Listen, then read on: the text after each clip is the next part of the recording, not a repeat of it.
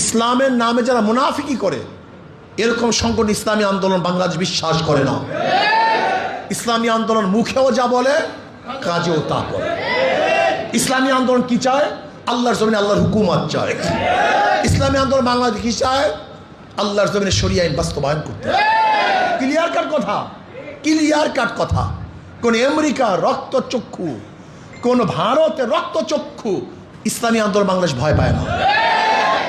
ইসলামী আন্দোলন বাংলাদেশ 92% মুসলমানদের দেশে ইসলাম হুকুমত চায়। বলতে বলুন হিন্দুদের অবস্থাটা কি হবে? ওরাও শান্তিতে বসবাস করতে পারবে, খ্রিস্টানরাও শান্তিতে বসবাস করতে পারবে, প্রত্যেকটা ধার্মিক তাদের ধর্ম নিরাপদে পালন করতে পারবে। এর নাম ইসলাম, এর নাম ইসলাম। আসুন, আমি খোকসাবাসীকে বলবো, আমরা বহু দল দেখেছি, বহু দলের শাসন দেখেছি।